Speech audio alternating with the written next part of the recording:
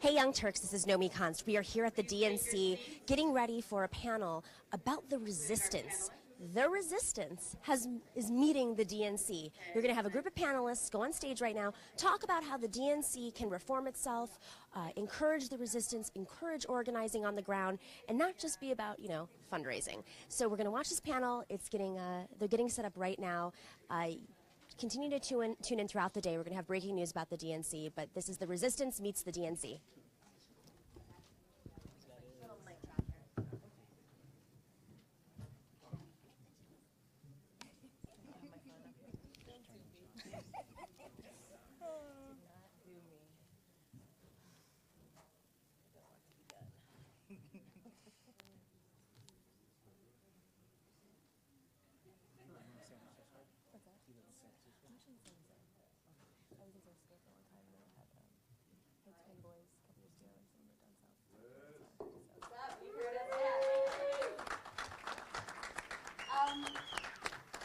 Hi, everybody. Thank you so much for being here.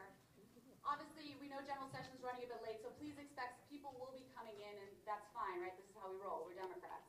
So, my name is Liz Jaff, and yes, some of you may know me because I have desperately called your cell phones like a really sad prom date, saying, this is where I feel like I'm back in high school, desperately wanting everybody to come and date, but that's okay. This is not about that. I just want to be very clear. This is not a meeting about endorsements. This is not a meeting about me running for vice chair. This is a meeting about the new frontier of the Democratic Party. And the one thing I was able to do when I was running for vice chair is talk to members, and it was amazing. Because you don't actually understand, we have no clue about what the DNC does or what the DNC needs. We don't know you, we haven't spoken with you, and you don't know us, and you don't know what we're doing. And suddenly, when you start to meet people, your perception changes. You suddenly go, oh wow, we're actually working on a lot of the same things. Yeah, we may not agree with each other sometimes, but this is amazing. I have been bowled over by meeting some of these members, by hearing what you need. The reason I've been bowled over is because I work with these folks at the table, and they want to help. And so what I started to find as I was running for vice chair is, we've just got to connect each other. So I started doing that. Amanda Littman's at the table, and she's connected with a bunch of the state parties because people are running for office. We have people like Nalini doing basically Resist Trump Tuesdays at Indivisible, and Indivisible is coming into your states and doing incredible work. You all know Black Lives Matter, and we all know it, and we know how important this is, and it's such an honor to have Alicia here. Winnie Wong has been doing this stuff for so long, and I've learned so much from her as a movement individual. We have Bob Bland, who is one of the national co-chairs of the women's movement. Right? This is the March on Washington. This is the Women's March. Everybody's been asking, how do we tap into this? She's here. We have everybody who is trying to help you. Sister District, Andy Kim, the Arena Summit, where I decided I was going to run. So I just wanted to say right now that the most important thing to get away from this is you guys understanding who they are and the work they do, and them understanding what you need and the work you do. And so this is the biggest reason I wanted to bring this together. For anything is that I have one more day, and because of a candidate, I can do this. So I'm really, really excited about it. It's kind of like, so what? This is the new frontier. We have thousands of people who are going to be watching online, live streaming. And so I'm really honored and thrilled that you're here, and I really want this to be a substantive and engaging conversation. Now I'd like to introduce our moderator. So our moderator, Catherine Zaleski, was the #6 employee at Huffington Post. It's not a big thing, it's all right. And she was at the Washington Post, so she knows both areas of where she's coming to. Some of you may read HuffPo, and some of you may read WAPO, and some of you do both. But she also runs Powerfly. And what's so important about this is she works with big companies about diversity. She also understands tech. The reason this is so important is it's about change and engagement. And someone like myself as a millennial only started to learn about intersectionality in the last 2 years. That's crazy, but that's real, right? We have to engage and open up to things that are uncomfortable and different. Just like we may not agree with each other, whether it's the Midwest or the South, we can still work together. So I'm so excited that Catherine is able to moderate this panel. I hope it gets a bit spicy. I hope it's a little bit uncomfortable and engaging. We don't want to play it safe. We know that. But I really do believe that we have a lot of really incredible Democrats in the room right now. And then we're going to do some Q&A because it's all about conversations. So thank you so much for coming. I really appreciate it, and I hope that you meet somebody new today that can help you. Thank you, Liz. Yay, Liz! All right, awesome. Liz talked about the goal of the panel a little bit. It's obviously for everyone to leave knowing how we can work together. She didn't mention that drinks are on her at 7 o'clock in the bar, where you can really figure out how to work together. Well, this is for Vice Chair. So I'm going to quickly go through people's bios a little bit more, just so we can really frame the panel. So we are starting out with Bob Bland, co-founder of the one of the founding co-chairs of the Women's March on Washington. We all know it now as the largest protest in American history. Started with a Facebook post that got 125,000 RSVPs in the first 24 hours, and then obviously we saw that over 5 million people marched around the world. That's pretty awesome. She's also the CEO and founder of Manufacture New York, and MNY's mission is to reawaken and rebuild America's fashion industry. And Bob and the leaders of the march are continuing to harness the energy of January 21st with upcoming events, like A Day Without a Woman on March 8th. Next is Winnie Wong. Winnie is a veteran organizer and grassroots activist. She is also the co-founder of People for Bernie Sanders, which continues to be a national grassroots organizing community where Sanders supporters can network and coordinate outreach efforts both online and off. We have Winnie to thank for being the co-creator of the Feel the Burn hashtag. And the Sanders campaign obviously widely adopted the meme. And she also spends time advising leftist parties in Spain, Iceland, and Canada, one of which is the Pirate Party. You can ask her more about that at the bar. And she co-authored the Women's March Unity Principles with Alicia, who's the next woman I'm going to introduce. So Alicia came from Oakland, where she is the Special Projects Director for the National Domestic Workers Alliance. Alicia, along with Opal Tometi and Patrice Cullors, also co-founded the Black Lives Matter Network after George Zimmerman was acquitted of murdering Trayvon Martin. Since the rise of the BLM movement, Garza has become a powerful voice in the media. I highly recommend reading Alicia's recent piece in Mike about her participation in the Women's March, which is titled Our Cynicism Will Not Build a Movement, Collaboration Will. Very, very helpful for me to read that too. Nalini is the National Membership Director of the Working Families Party. She works with volunteer leaders across the country building their own electoral infrastructure. She first became an activist with the Occupy Wall Street movement. She's also co-founder of the Dream Defenders, co-creator of the Freedom Side. And she has now co-launched Resist Trump Tuesdays, which is amazing. Resist Trump Tuesdays has been running for a little over 8 weeks, mobilized over 30,000 people into action. These numbers are phenomenal. The day after the Women's March, they had a conference call with over 60,000 people on it. I have no idea how that's actually technically possible as a woman in tech, but again, bar, 7 o'clock. Okay, Rita. Rita is from San Jose. She started Sister District Project on November 16th. She wasn't involved in politics before. This is like another amazing part of the panel that you have people who have just come into the movements. She has a day job as a public defender. Her goal is to bring blue state resources to red states. So already, since November 16th, 15,000 people have signed up to volunteer for red state races. They're supporting their first race tomorrow in Delaware for Stephanie Hansen. Okay, that's awesome. She oversees all aspects of Sister District's operations, and she's combining efforts with groups like Flippable, Swing Left, other electorally focused groups. They all are on a Slack channel, which we're also happy to explain and talk about later as well. Then we have Ravi. Ravi's co-founder of The Arena, a new effort to activate the next generation of leaders to enter the political and civic arena. About 4,000 active members so far in the group. They're going to hold an event in North Carolina in March. So North Carolina people, yeah. Gearing up for a summit in Detroit in June. Hello, Michigan. And the goal is to align future candidates and supporters who share progressive values. So Robbie's got people. He worked on the Obama 2008 primary general election campaign, served as special assistant to Susan Rice and David Axelrod. Andy Kim. Andy Kim is the founder of Rise Stronger. I'm almost done, 2 more people, then we'll get into the meat. Over 50,000 members are on the Rise Stronger Facebook group, and it's incredibly interesting in the sense that It's a citizen-to-citizen organization where people are gathering to write economic policy papers.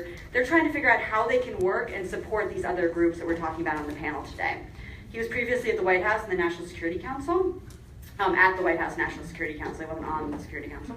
And in Afghanistan, he was in Afghanistan as a strategic advisor to Petraeus.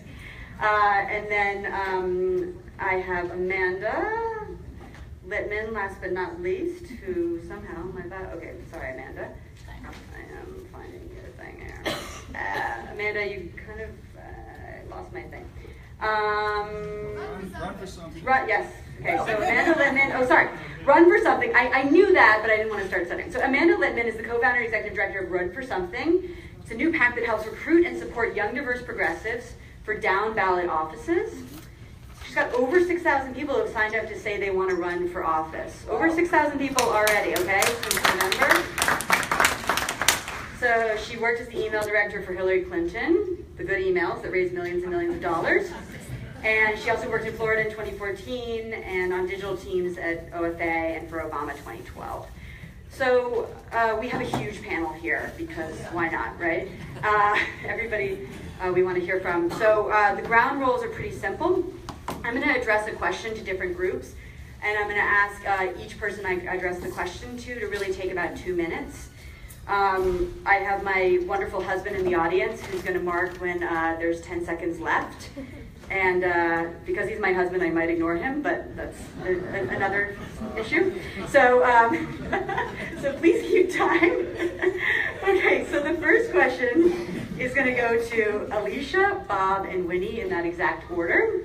So what should Democrats in this room know about your movement that isn't clear through how you're being represented in the media? Alicia, please.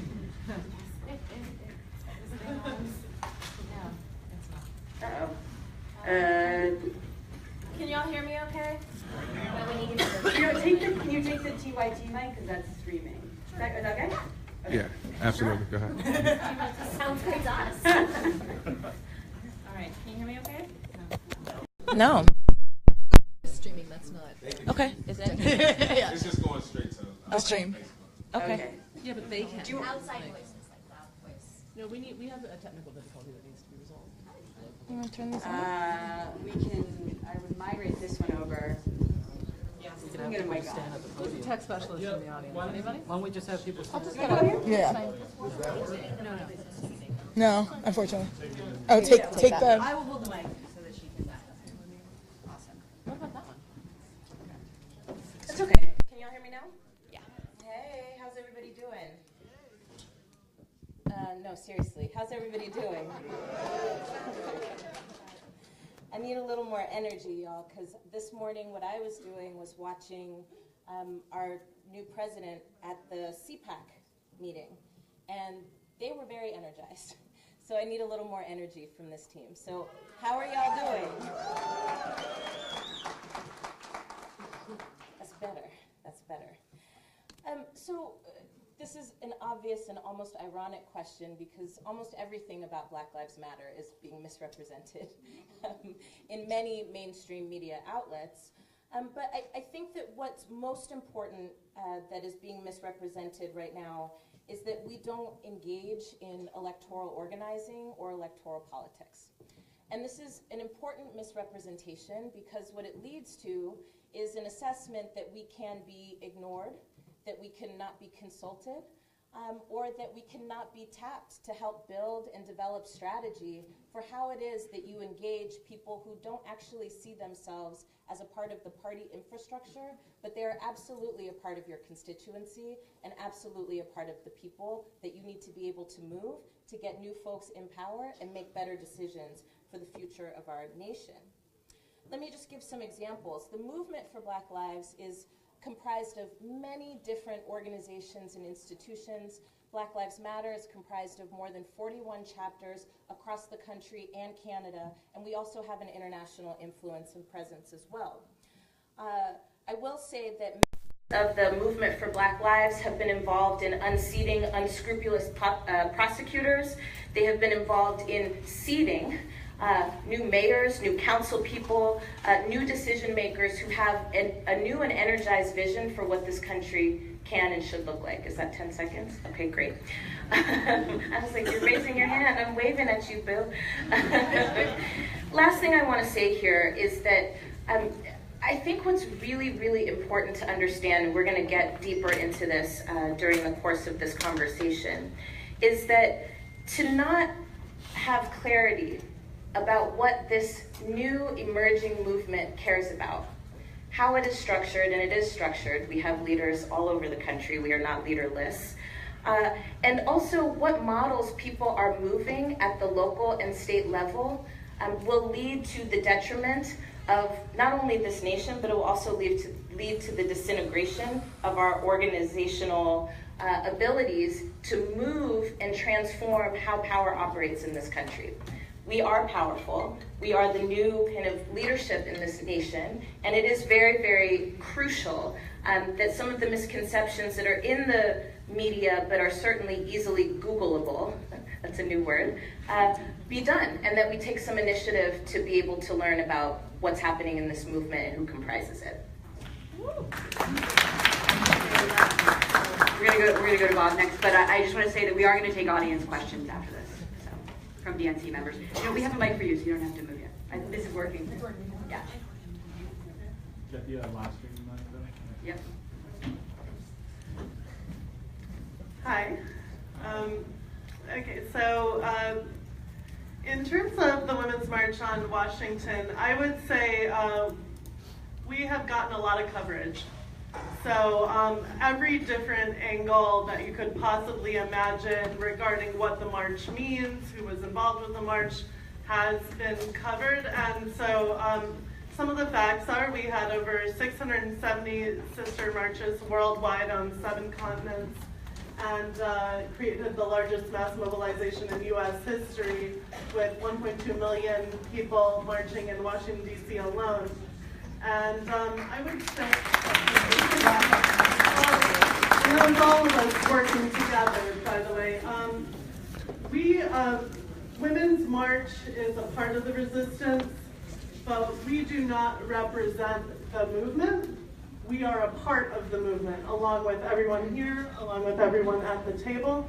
And it is imperative that this remain a distributed movement, that it have, while we do have a national leadership, we also have leadership at the state levels, at city levels, internationally, and we have over 600 partner organizations.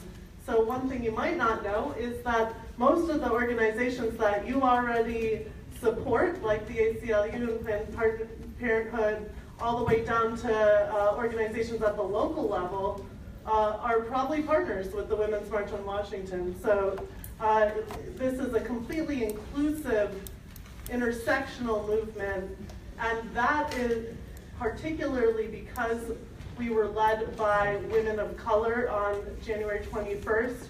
That was why the march was a success, and it was the best decision that we ever made. So that's something that you need to think about when you're thinking about the leadership of this country and the leadership of the DNC and everything about politics moving forward, is that we need to be unified, we need to be intersectional, we need to be inclusive, and it will result in incredible, unprecedented wins like we experienced on January 21st. Yeah. All right, Winnie, yeah, read the unity principles. Yeah, read the unity principles. It's all laid out there. I was very fortunate to be able to work with the ACL. Women's March. Can everybody hear Winnie? Is Mike? Wait, can you hear me? Okay. Yeah. Yeah, read the Women's March unity principles. It lays it all out there. What we're hoping to achieve. So I think most of you are familiar with the hashtag Feel Burn, right? Like I think everyone has heard about that. Right? Before Bernie entered the primary, he was like a little known, politician outside of like the Beltway, outside of DC. Like people didn't know who like they didn't know who Bernie Sanders was. Like, and so the internet really changed all of that. People for Bernie was and remains a very strong force on the internet, particularly in social media. What we did was we utilized the hashtag, decentralized the hashtag, and distributed it across the various platforms on the internet, which then turned Bernie into a global meme, which is why people in like France are like, oh, Bernie Sanders, like they discovered it through the hashtag, through the different various platforms on the internet. I don't that's like so clear in the minds of like everyday people, but this is absolutely a tactic that we deployed during the primary campaign. And so I think that really led to the campaign itself mounting what is now known as just a historical insurgency campaign, right? Like the political revolution. It's here. We didn't win, but the revolution is still very much here in this room, and it needs to actually be like,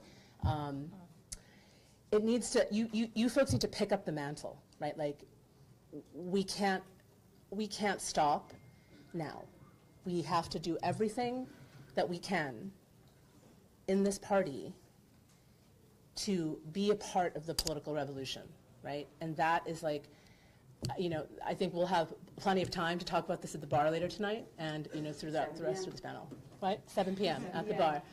And I just want to give a quick shout out to Liz Jaff for having the foresight to convene a panel like this with so many different types of people who can, you know, share insight and also like learn from people in the audience, because what we really need is we really need to hear from you inside the party, right? Like we want to hear like your challenges and like what you think needs to happen so that we can actually really work together and come up with an inside-outside strategy to win, because we absolutely have to win in 2017 and in 2018, and we have to replace this garbage fire government wholesale in 2020.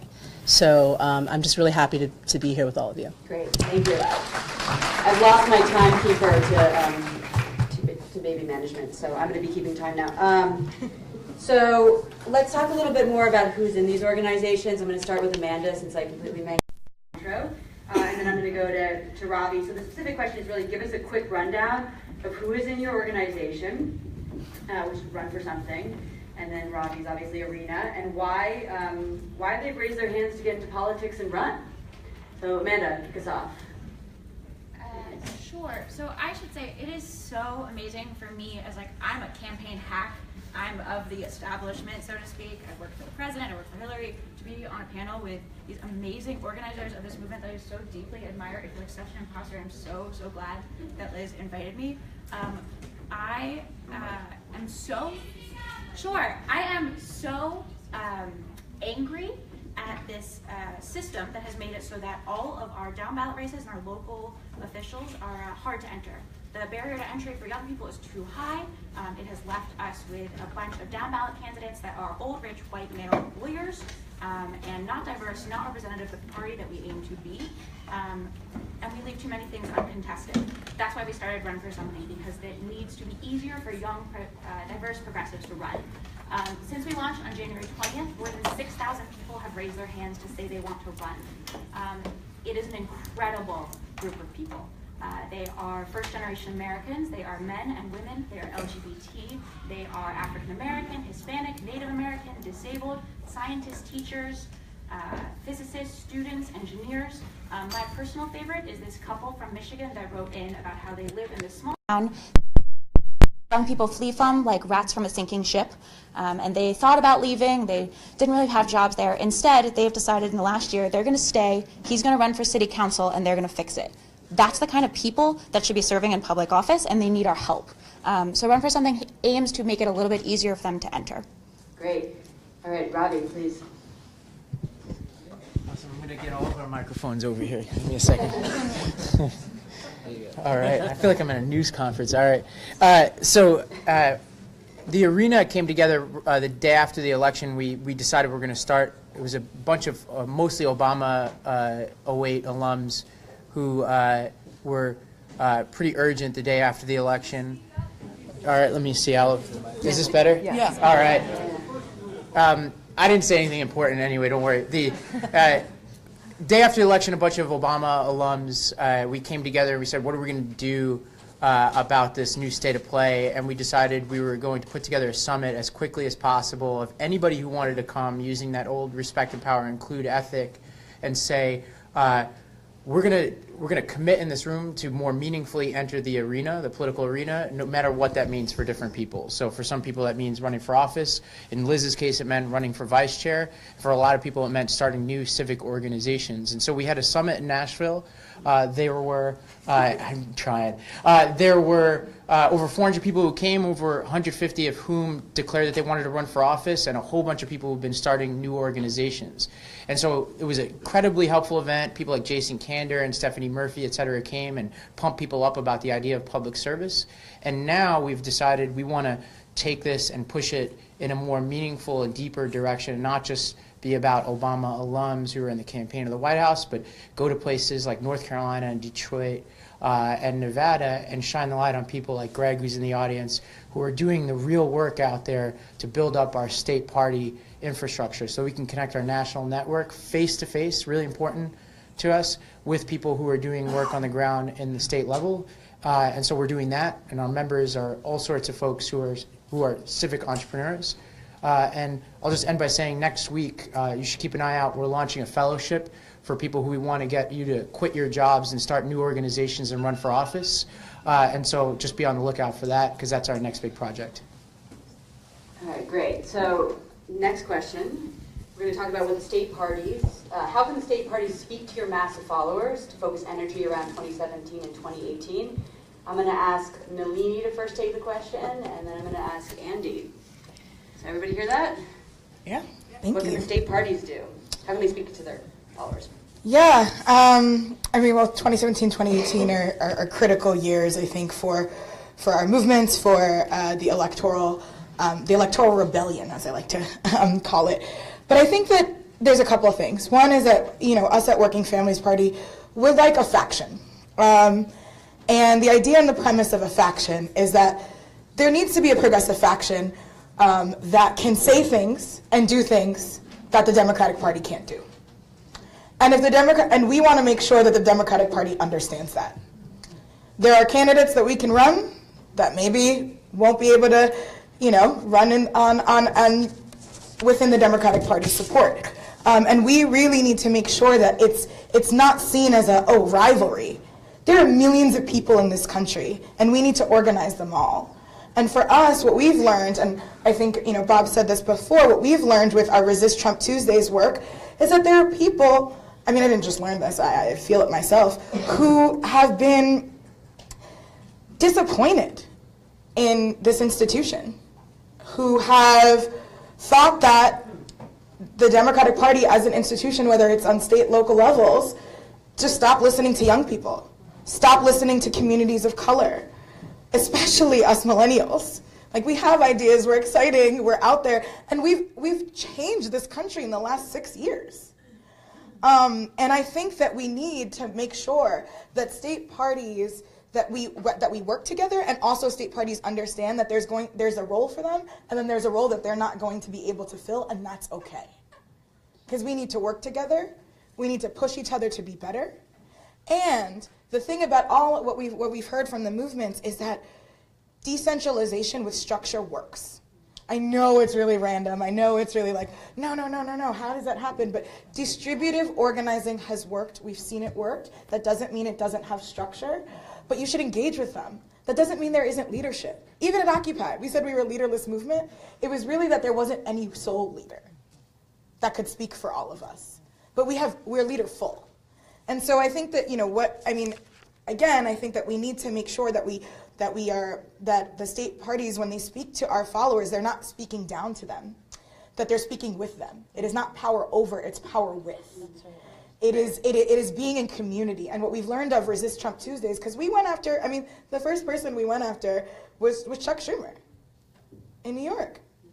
And we pressured him and had 5,000 people show up at his house in Brooklyn. I'm I've never seen 5,000 people unless it was, Juve in Brooklyn. Like, West Indians, what? So yeah, at the end of the day, I just think that people need to understand, state parties need to understand where the outside-inside strategy comes from, and sometimes that's not going to be branded as Democrats, and that's okay. Great. So Andy, can you speak to that? Yeah. That's right. Well done. Hi everyone, my name is Andy Kim. I started a group after the election called Rise Stronger. In about 3 months or so, we've mobilized about 50,000 people across this country.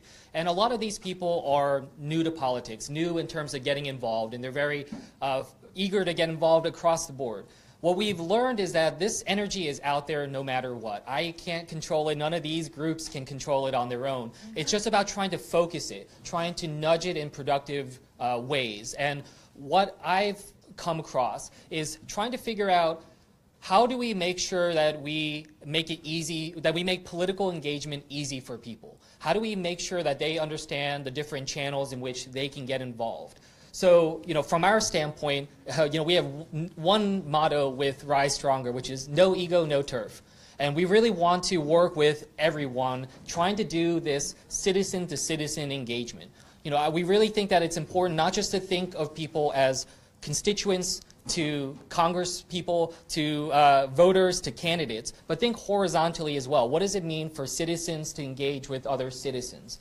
So the way that I think we can really work with all of you, with other organizations in your community, is that we put together a calendar, and I'd love to talk to you about this more, but it's about trying to help people understand how they can get involved. What are the different events in their communities? Not just town halls, but protests, rallies, civic engagements, Democratic Party meetings, but making it easy. So what we're building, and what I'd love to work with all of you on, is that we have a calendar function where it will sync with people's Google calendars. They can follow things like Twitter, they can follow candidates, they can follow organizations in their area, and it'll just auto-populate into their calendar. Make it easy for them to understand so that they don't have to go every week to a website and see what's going on in their area. But we can make it such that political engagement is going to be easy for them.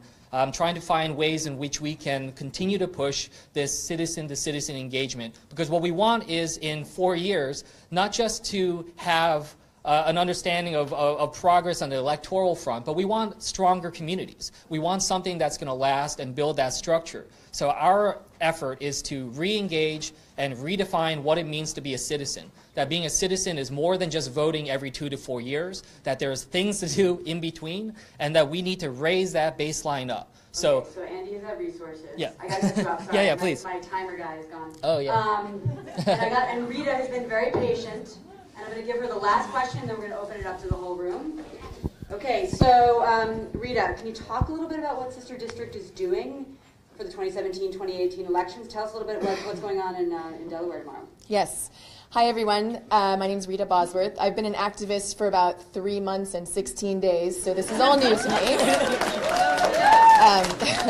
Also, how do you want to coordinate with the DNC, so the Democrats? Got it. So after the election, like all of you, I was just unbelievably distraught, and so I built a website called sisterdistrict.com. The reason I had that idea was because I'm from California, and in California we were voting on 2 Democrats for our open Senate seat. And there was about $20 million collectively spent on that race. And I thought that was a little bit ridiculous, that we were spending $20 million to get a Democrat no matter what elected, when there are places across the country that could use this excess blue energy and resources.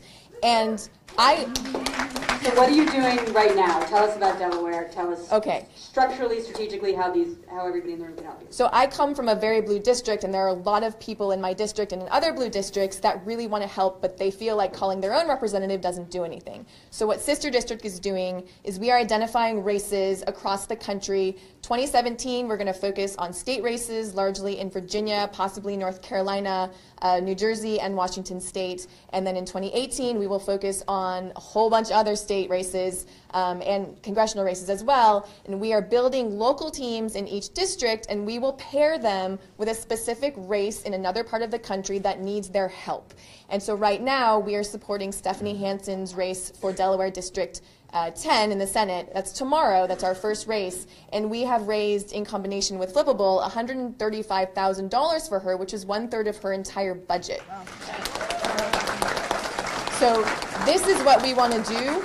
We want to help you. We want you to listen to us and take our calls and tell us how we can help you. We really just want to provide this service for you. We are doing it because we want this country to be better. And so don't be afraid of us. Come talk to me afterwards, get my card, give me your card. We want to help you. That is literally the only reason we are here, and that is how you can help us, by letting us in, sharing your views on which races need support, and we will help you in the best way that we can. Great. Okay, so we're going to open up the questions to the room. The rules are that we're only taking questions from DNC members, and I really would appreciate it if when you ask a question, we're going to have a mic runner, so raise your hand and say who you are and be very specific about who your question is to. So yes, ma'am, in the front, Miss Pelosi, yes. Mic runner, yes. Maybe we should get two mic runners. Hello, everyone. I don't have my back to you all, so I'm going to stand right over here. Thank you all. My name is Christine Pelosi. I'm an elected DNC member from California.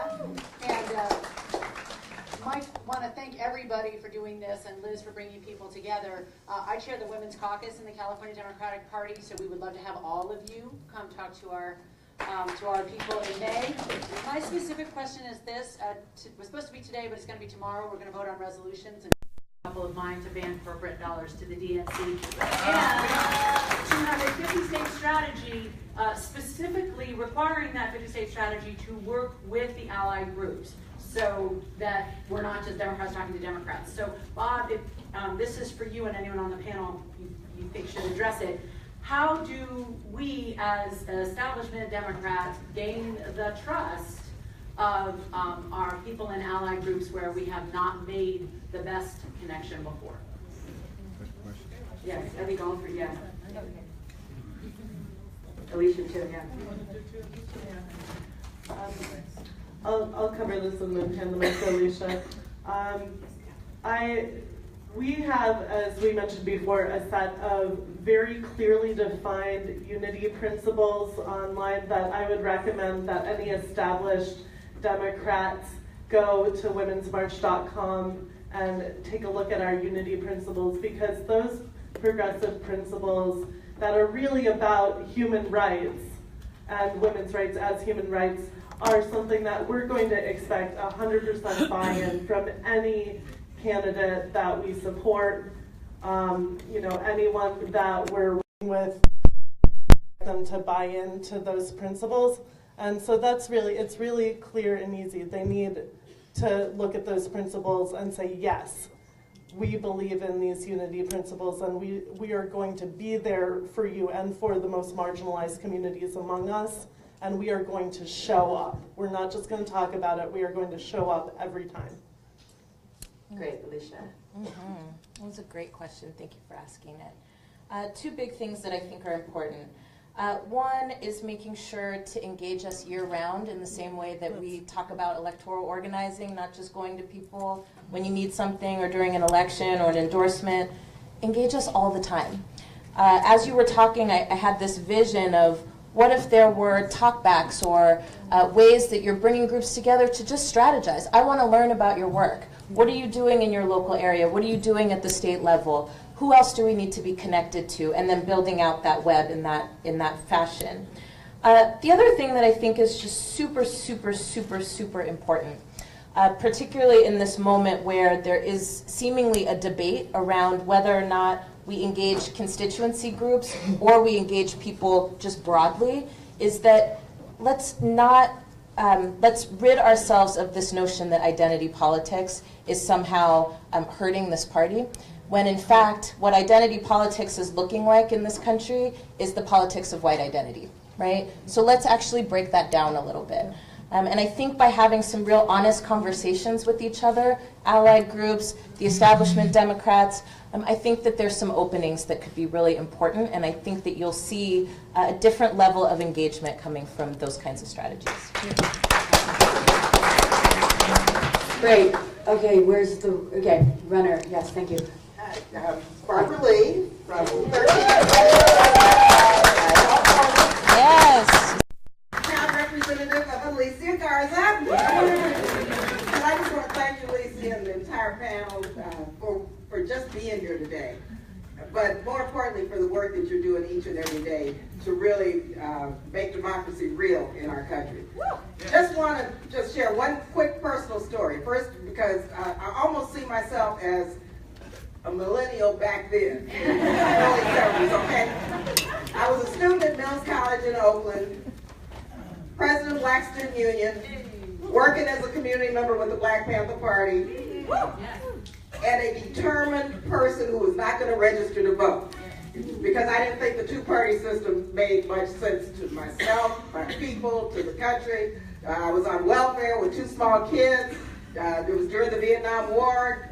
Nobody was strong enough on the issues that I cared about. And so I conscientiously said, consciously said, I'm not going to register to vote. Here comes, at my invitation, the first African-American woman elected to Congress, the Honorable Shirley Chisholm from Brooklyn. So Shirley convinced me, and I had a class that I was flunking because I had to work in one of the campaigns, presidential campaigns. I said, flunk me. I told my professor because I'm not going to do it. Shirley convinced me to pass the class, first of all, but that I had to register to vote. And Shirley told me that I needed to register to vote because if I really believed in what I said I believed in, then, you know, I had to be part of an outside movement to push elected officials to be accountable, but I also had to be a party person and register to vote. So I registered to vote, got an A in the class, went on to Miami as a Shirley Chisholm delegate, and ended up being the Northern California youth chair of the Democratic Party. Okay? And all along, my whole life and work has been trying to make the Democratic Party more democratic, more inclusive, more progressive, and really more involved between elections, just as all of you are talking about. And so I say that because, you know, I understand and agree with, you know, not everyone not wanting to be Democrats, but I want to see more millennials register as Democrats. And so I want to find out what to do. Okay. So who do you I want to say not to convince you to register as Democrats, but let us show you that we're for real and that there are many, especially members of Congress, I know want to connect with you. And finally, let me just say, and again, I'm speaking from the national level, I have, many members have a lot of legislation and work going on that I know come from where you come from in terms of our outside organizations. I have a resolution that says get rid of Steve Bannon and kick him off the National Security Council. And so I just share that because I hope that as we move out of here that you can connect with some members of Congress and see if there are any resolutions and any efforts that they're undertaking that you may want to look at to really help begin this engagement in a stronger and more profound manner. So thank you guys again. Okay, I want to reiterate, that was wonderful, thank you. Questions, please. So, okay, over there. There was a question, goes there, who do you want to answer? Sorry, it was how to get the millennials in. Yeah, I mean, I think that how do we make that stuff more available and more accessible, right, to the masses? How do we make it simpler, like your resolution? You know, making sure that people have access, I think, is a part of it, right? Making sure that it doesn't just seem like an insider strategy, but it can be an insider strategy, but how do we communicate it out to folks so they can be like, oh, I know this, I'm with it, I want to amplify it, right? I want to be a part of it. And then I think it also comes down to the issues, right? I know that for the work that I've done on mass incarceration, it's still an issue that is shaky with the party overall as an apparatus, right? Policing. And how different mayors across the country handle policing and their rhetoric versus their actions. So how do we push that more, right? How do we uplift the folks who are taking the action we need to take and say this is the future of the Democratic Party, so that more people are like, yes, I'm going to register as a Democrat. Great. Over here, and let's try to keep them relative. Or do you want to? Sorry, Wendy wants to answer that really quickly, and then I'm going to. So I think that Democrats need to understand. Wait, yeah. Democrats need to understand what are the concerns of millennials, right? right? Like, there's a little bit of a messaging disconnect between like the Democratic Party right now and millennials. And I think that like we do need to get together and figure out like what are those concerns? Like what do they care about? Like they care about free college. They really care about that because they can't afford to go to college. Right? Like, the economic concerns of young people are very, very real. And that became so apparent to me and to most of you during the Bernie Sanders campaign. He won 81% of the millennial vote, and they adore him, and he's old, you know, I mean, he's an old guy, you know, like, I love him to death, but he's like, he is the old millennial. And they really like love him. You know, there are like 10-year-olds, 11-year-olds getting like temporary tattoos of him. It's bizarre, right? Like, because he's talking about like their like concerns. Like they know that like he is fighting for their well-being, right? So the Democrats really need to start thinking about like what are the issue sets that concern millennials, and thinking about how to center those concerns. And it can't just be about free college. It does have to examine race in America, right? Because millennials are not white anymore. That just isn't the case. Millennials in California are all mixed up and beautiful, right? Like we know that. Millennials in New York are all mixed up and beautiful. And so we really have to start, you know, figuring out like what they're concerned about and like what they want you to do for them in order for them to like vote for you. Great, and you all can very much help with that. So that's the okay. So sorry, I need to go with David. Who's David? David Stuff. There he is back there. David O'Brien, DNC member from Massachusetts, and I echo what the Congresswoman was saying. Although I have gray hair, I was once a millennial, and was elected to the DNC as a 30-year-old in 1996. First of all, thank you, Liz, for bringing us together. This is one of the most exciting things of any candidate for any office. Together people who are bringing real-world experience, some of it new, some of it not so new. Thank you, Bob, for your leadership on the Women's March in Washington. Many of you have probably had the opportunity to be part of the Women's Marches. We did one in Boston. I was part of the organizing committee. We have now become March Forward, a new organization in Boston. The question I have for Bob and some of the others of you is, I don't want to co-opt what you're doing. I want to know what you're doing. I want to know where our goals align, and I want to work shoulder to shoulder with you. I hope this is the start of a conversation, and I'd love this panel to be replicated in all 50 states and territories. You have a lot of energy to bring to this. I hope it's the start of a conversation and personal relationship that I have with you and that all DNC members have with you. But please keep knocking on our door if we're not calling you first. It's not for lack of wanting to work with you. It's not knowing you exist in some cases. So Liz, thank you again for bringing us all together.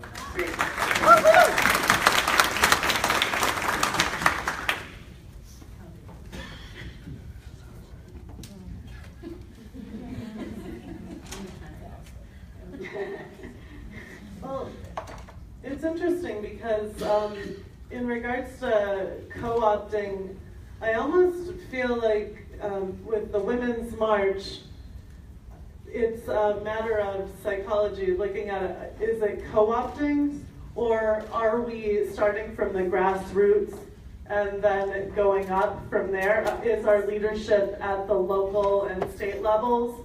And that's where we're all inspiring and learning from each other, and also gaining lessons from each other, because that's been my experience with the Women's March on Washington, both with the sister marches and then with state organizers who were bringing their marchers to DC, is that a lot of them were first-time activists, and I certainly include myself among them, where I'm an entrepreneur, I'm a mom, this is really my first rodeo with community organizing march of that magnitude. And I couldn't have done it without listening and learning and communicating at the local and state level. So I get on all the same mailing lists for all these organizations. I participate in phone calls. I go to meetings. I go to my local group meetings for the local folks who brought folks from Sunset Park to the March on Washington, and I would just advise that we all keep on doing that and concentrate on don't underestimate the grassroots. A top-down approach does not work. You're the best, Bob. Yeah, everything Bob said. Yeah. Should we go? Is anybody else? Okay, Yeah. so this woman has been very patient over here. So yes, please stand up finally, and then we need a mic for you. We need a mic. Miss New Jersey, right? I'm used to bullhorns. Anyway, my name is Lizette Delgado Polanco, DNC member, vice chair, New Jersey. I just want to say, we're executive board member, Marcia Marley, my sister in the struggle here, both of us progressives, both of us grassroots organizers. And I just want to say that I think that a lot of the state parties it should embrace, and this, what you've done here, Liz, is amazing. I am the mother of 4 millennials, and so for me, this is incredibly important. And most importantly is the leadership at the state parties, because all politics are local, right? At the county parties, city parties, and state parties, they need to understand the role that everyone, and the seat that everyone needs to have at the table. Our chairman in New Jersey is very, very embracing of our movements. You know, he's a statesman. He's been a chairman for 35 years. I am the rebel riser, and we know that we have Democrats, and we all have a seat at our party. Most importantly, I want to say that we were organizers for the Women's March in New Jersey. We've done an incredible amount of work together collectively. We have done something, and I encourage everyone around the country to do. We built with one of our super millennials, which is probably in the room, but I'm going to call him out. His name is Justin Braz. Came to us with an idea of building a bench for young people. New Jersey, we have elections every year, and creating a program called Building Our Future, which is all about young people, training them from A to Z on how to get involved and run campaigns. So we always have a bench of young activists from New Jersey that have a place in the Democratic Party. And I think that that's extremely important, and it's all in the leadership, and people, they're not taking our place, they are our future, and we are not gonna do this forever. So I applaud every single one of you, and Liz, you're amazing. Okay, I'm going to turn that into a question for Amanda on how you can actually amplify that. And then we're going to go to the woman in the red in Washington. I didn't know if you were raising your hand or you were like just trying to get, we'll go with you. So first, that's amazing. We should talk because I have a bunch of people who want to do a program exactly like that. Okay. 100%. All right. Then, sorry, go ahead. The other thing I would say is that one of the things that a lot of the people who come to us and say they want to run have expressed, one, they're inspired by Trump. If Trump can be president, they can be on their city council. Ooh. Okay. We're good. If Trump can be president, they can be on their city council. That's oddly inspiring. The other thing that many of them have said is, I wanted to run, I didn't know who to ask for help. That is a systemic failure of our party to not be open to people who feel like they can come in the door and raise their hands and ask questions. They feel like the party already picked. How can I even jump in? So be excited, because I am both here to help you if you have a race that you want to fill, or especially on the city council level, we'll find someone. I'm also going to be a little bit of a terror, because if we have a young, especially a young, diverse progressive who wants to run, and you have a candidate you picked, we're going to mess with you a little bit and push you on that and make sure that you don't, you're not complacent with that choice. So let's work together, but also. Thank you.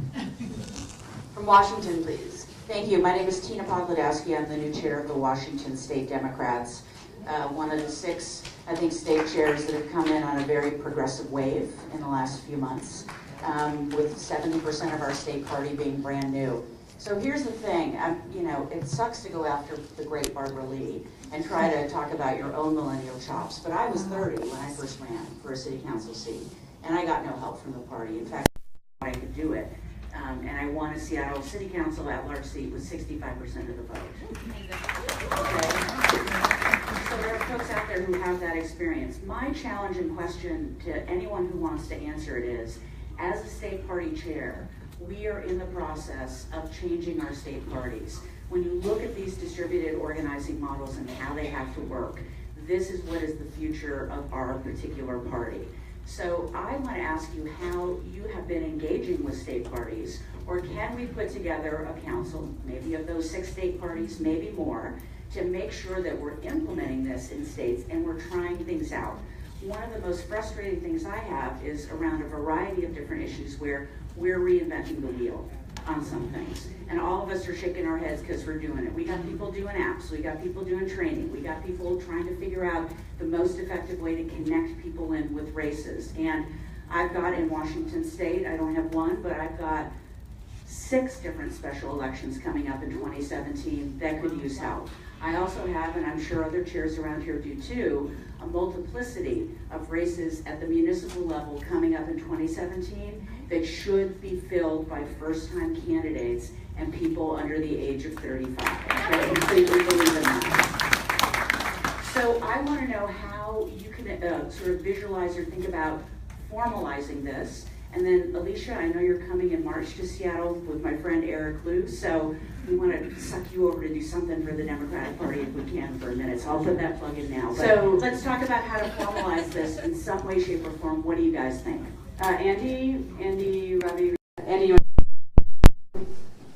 Yeah, absolutely. I mean, I think that's really an amazing question, because what we've found is that trying to map all these different organizations out there, trying to map all that energy is incredibly important. And so much is lost by just not having the visibility, not knowing where to channel that energy towards. So, all of our groups, we're just representing the same type of people that are just trying to find ways to get involved. So, a key part of this is just finding out and making sure that we have clear channels of communication, that we know who to talk to in every state, that how to get in touch with us, and the great work that Rita and her organization is doing. It sounds perfect for a lot of what you guys are doing in Washington State. A lot of what we're doing in terms of engaging citizens, or what Ravi is doing in terms of helping bringing up candidates, and Amanda as well. I think that's going to be really the key to it, and we need to crystallize that and make it transparent how to make that kind of communication flow. And I really hope that that's something that will come out from this. I'll just very quickly say that I want so badly to work with you that I want to run down there and do my card right now. But I do think that. But one thing I want to flag is that I actually got a phone call from my local Democratic Party president, and he asked me, half joking but half not, if I was a secret libertarian spy that was trying to steal all the power from the Democrats.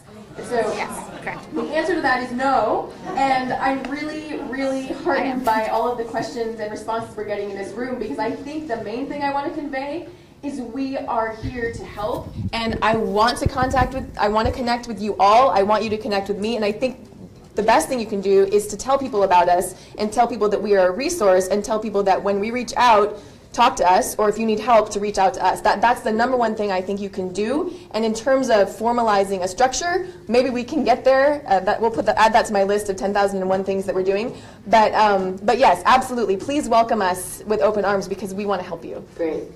Okay, so yeah, and then I'm going to go Ohio, Wyoming, guy in the front.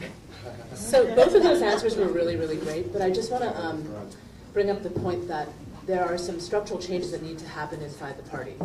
In order for there to actually be, like, I'm going to use like kind of a business term here, like an optimized workflow, you do need to have something on the inside of the Democratic Party website. The digital of the Democratic Party needs to be completely overhauled, right? Like, that needs to happen. Yep. Otherwise, you're just going to be like random state parties, trying to connect with Rita, or trying to connect with me, or and that's not going to work. You need to have those meetings, such as you suggested. There needs to be a series of meetings that will hopefully happen sooner than later, to figure out how to overcome those challenges structurally inside the party, so that you can actually centralize all of your 50 states onto the platform, and figure out what that looks like. And that speaks to the crisis of tech, right, and what that really means. There needs to be some kind of intentional effort from the Democratic Party to build partisan tech.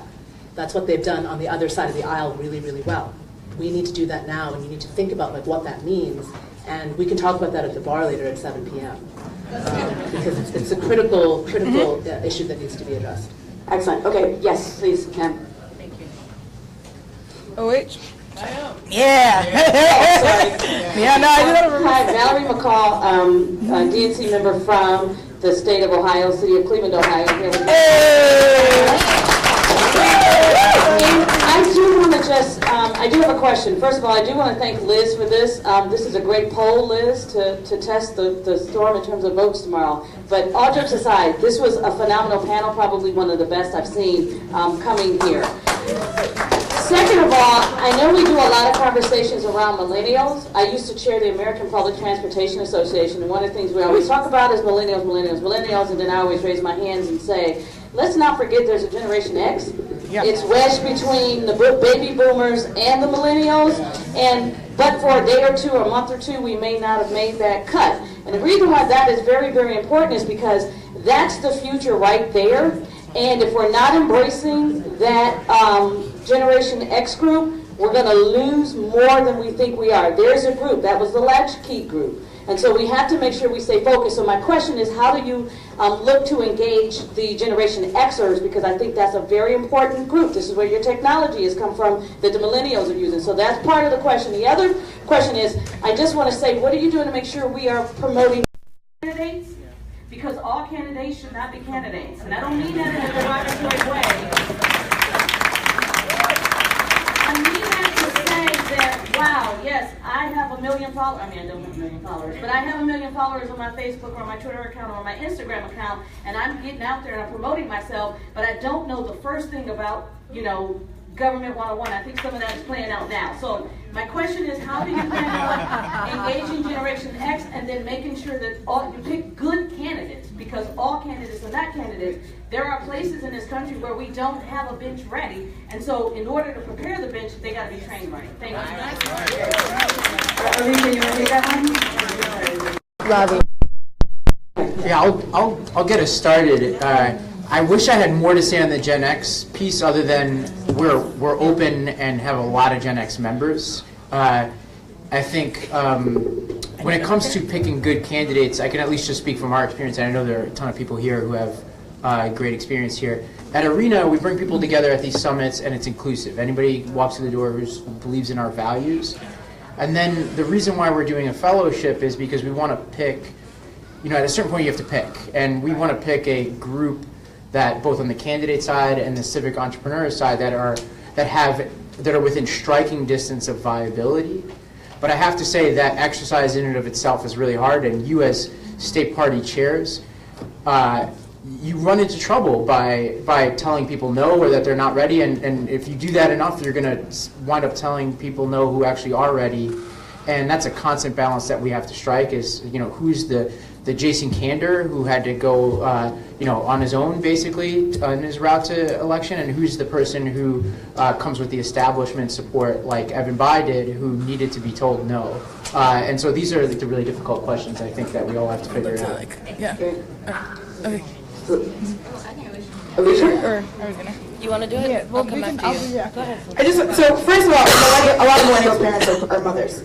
Or we're parents, right? But my mom is Gen X latchkey kid. I also want to just say the story, and my mom for a while, the reason she started getting activated again is because I was occupying Wall Street. Because I was doing things that she was like, oh my God, you're getting arrested? Ooh, I got to do something now, right? And so I pushed my whole family is really Gen X. I'm the youngest one in the family, and I'm the youngest of the oldest of the youngest, and every time I do something, I push my family members more, right? And so I think that is really important. And this happened. We've seen it in the past. When the civil rights workers went to Mississippi, there were a lot of white workers who went so they could push their white parents to take action and to be concerned about what's going on in Mississippi. So I do think that that's a part of it. And then I will say, I'm going to shout out New Jersey with their election of Ross Baracco, what the Democratic Party and Working Families did. I think really did a really good job on making sure that his message spoke to millennials and intergenerational message. So I definitely would look up a lot of the videos. They're still online, and just shout outs. That was deep. I have so much to say. We need to have a conversation. But what I appreciate about what you just brought up is that, one, as a cusper of millennial / Generation X, I don't think about myself as a millennial. And so all this messaging that is going to millennials is going over our heads. So just to say that, we don't call ourselves that. Y'all think about us that way. Yeah. So let's close that gap there. Second thing I think is super important, we need to bring candidates out in public. So I went to one of the first kind of debates around the DNC that I had ever been to just a few weeks ago in Washington, D.C., that Jessica Bird and 3 Point Strategies brought together. And I was blown away, right? Those are the kinds of activities that I think are important, and they also help shape candidates. Reason being, the entire forum, right, was about how those candidates were relating to our movements. And I got to tell you, some of the answers were not satisfying, right? So there's something in there that I think is really important. And then the last thing I just want to raise is this question around social media that I think is really important. Social media does not equal a base. I have 35,000 Twitter followers. That doesn't matter. That doesn't matter. Can you move real people in real time to do real things?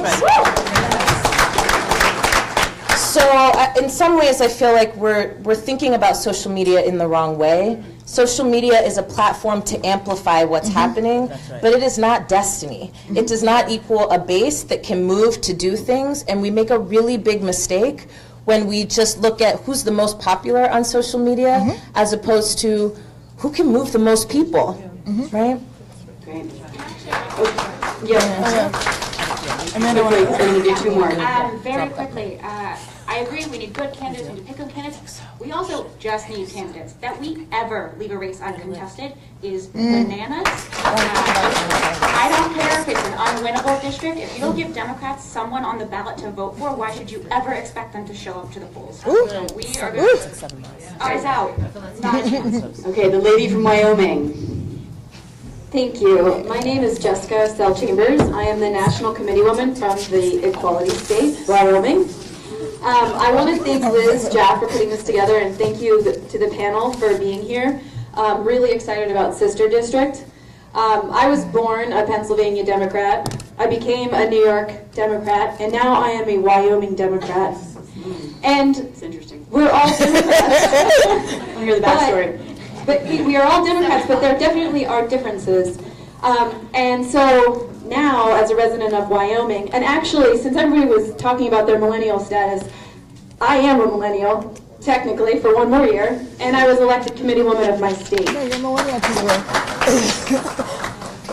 So my question to a few of you, I don't know exactly who, there's a lot of discussion about, California millennials, New York millennials, being very diverse. There's a whole country in between. And how do you see the rural millennials being different from the urban millennials? And how do you plan or see the ability to bridge these kids because, well, youth, millennials? Because there definitely are differences and there are different concerns. One of our biggest things in Wyoming is the transfer of federal public lands. And a lot of people on the coast don't even know anything about that, and that's a huge deal. So that is my question. How do we bridge rural, urban millennials and make sure that everybody across the country is heard and seen and cared for? Winnie, you want to take that? You're the great millennial bridger. However you want to. I'm in my early 60s. I just don't look can you keep your mic a little closer? Yeah, thanks. This is a complicated question, and it could take like a week to unpack all of the things that need to happen in order to make this work. I do think that centering the economic concerns of millennials is very important. Millennials of all colors and stripes will face the same challenges in 4 years, in 8 years, and 10 years. They're leaving school and they're entering a workforce that is not likely to be a white-collar workforce. And so that's very, very complicated. So the party has a responsibility to speak to millennials now about what the party will really do for them. There's a lot of work that this country needs to do about race that some of us on this stage are in that world, and Bob, myself, Namini, Alicia, we work together. Our movements intersect. We hang, we're like friends. And this is what democracy looks like right here. This whole panel. So these are difficult conversations that need to be had, and the party has to take the lead and not talk about the things that are fluff, right, or that are on MSNBC or on CNN all the time. that it has to change. And you should do some focus groups, right? Like think about, like go into like rural areas, go into like urban areas, go and do focus groups and talk about like bring those millennials into your focus groups and like listen to them. And then you should have some strategy sessions with people like us in those sessions, right? And then like, let's see what we can do, but we need to move fast. Like there's no time, there's like the crisis is, yeah, I mean, we can't like catch up with the crisis, we're in it. You know, like it's like the garbage fire is like ablaze right now, so we need to move fast. So Robbie, you have role members. Do you want to talk a little bit about that, Andy, as well? I'm going to try to talk millennials. I know we're running out of time, but I just moved back to New York City from Mississippi and from Tennessee, and one of the reasons why at the arena we go out there into different places like North Carolina, Nashville, et cetera, is because there's just not enough time, attention, and resources spent in a lot of places that appear like that people, like where I now live in New York City, people talk about these states almost like they're lost, like for the Democratic Party. And the Democrats who are working on the ground in places like Jackson and in Raleigh and in towns that a lot of us have never heard of are some of the most heroic Democrats that exist in this country and need to be lifted up a lot more than they have. So we're going to wrap up. North Carolina say something? Of course, we're just going to go for it. We're going to sing about Alicia real quick. Just to say something very quickly though, because I know Lucia has to go and it is such an honor she's here. We're going to hear from North Carolina. I'm going to make sure that you all have all the contact information for their organizations. If you signed up to RSVP, just let me know afterwards. We will connect because this is not about an empty thing. So just to say that, North Carolina. Thank you. Thank you.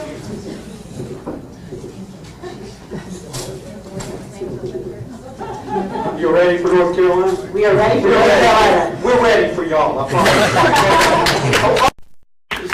I think North Carolina's been mentioned a lot, so North Carolina's here. I'm Cliff Moon. I'm a Democratic National Committee person from North Carolina. The chairman is here. Wayne Goodwin is here. Be in North Carolina. Organize in North Carolina. We'll be with you as a party. I promise.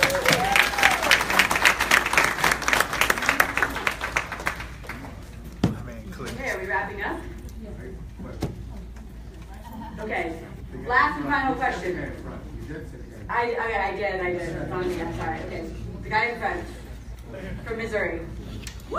Okay, and then group selfie. That's what I want to do next.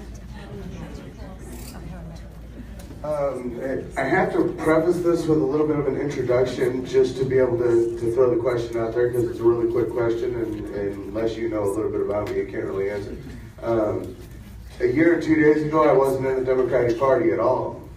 A year and 1 day ago, I registered for state representative in the state of Missouri in my House district. Since then, my first elected position was to the Democratic National Committee. I'm now on the state committee, county committee, township, legislative district 107, legislative district 103, and vice chair of senatorial district 2 in Missouri. My question is, how do we get endorsed by people like you, man? I raised in my state representative race, I raised $6,000 in a GOP safe zone in Red, Missouri, and I got 36% of the vote against a GOP opposition that spent $100,000. And I could really use some help from the people on this panel.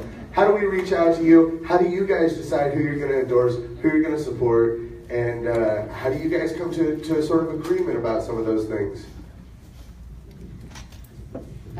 Yes, thank you. Good question. So we didn't exist 1 year and 2 days ago, and so I'm sorry we weren't there for you then. And we do recognize the involved in primary contests. Again, we're about 3 months old, and so we are still working out our strategy on that. So right now, we are going to support races where there's one Democratic candidate. But we do hope in the future to expand and be able to support people earlier on, like Amanda has talked about. We do want to support people who aren't establishment and don't have the funds and don't have the money and give them that boost from our volunteers to be able to let them compete. And I think that's something that the Democratic Party should be doing as well, is opening up your all avenues for all people to be able to compete, because that actually produces better candidates at the local levels and the state levels and then the national levels. It's going to make it a lot easier for all of us to win races. And so right now, the best way to get our attention is to email me, and we will follow up. We're very responsive. And so look for us, sisterdistrict.com, email me, and let us know what you got, and we'll see how we can help you. Great. Winnie, do you want to, Nalini, you going to say something? Doesn't matter. I'd like to answer. Oh, okay. Well, two things we at 7 p.m. at the bar. We find, recruit, and train candidates to run for office as well. That's what our volunteers are based on in our new open distributive model. We also learned. I'm also willing to talk about how we went from a more hierarchical model to a more distributive one with anybody at 7 p.m. tonight. And you know, people. We empower our members to make those decisions on whoever live in that district. So we weren't around last year as well in Missouri, but folks are talking about it. So I think I want to just close this out by first thanking all of the members for attending this conference. And a special shout out to Liz, Josh, for really having the vision to bring us all together, and then our great moderator, Kat, who thank you. Keeping this. But I mean, in the grassroots, which, you know, Alicia, myself, Bob, Nalini, we really are representing like the grassroots, and it's a significant number of people now who have their eyes on this, the vote on Saturday, right? So we are looking forward to working with Democrats in the future, and and I think Democrats know that like the grassroots are paying attention. The true grassroots are paying attention to how the vote will play out on Saturday, and so we do look forward to having a working relationship with Democrats in the future, and we hope that like the members vote accordingly and are listening and paying attention to what's going on in the movements, in the streets, and like what are the concerns of people. And so we we are ready to work with you guys to build the party of the people. But first, we need Democrats to like listen to what the people are saying, actually what they're demanding. So I would like to close with that. Great. Awesome. All right. Hopefully this left you wanting to ask more questions. 7 which p.m. we'll do at the bar. 7 p.m. at the bar. 7 p.m. That's right. Thank you, everybody. Thank you, Liz. Thank you, guys. Thank you. 7 p.m. at the bar. Come and speak with them. Let them speak with you. This is how it works. We're going to keep the conversation going. It's amazing you were in there. That was great. Did you like it? Yeah, nice. It was good. You were great. You knocked it out of the park. Talk to the W.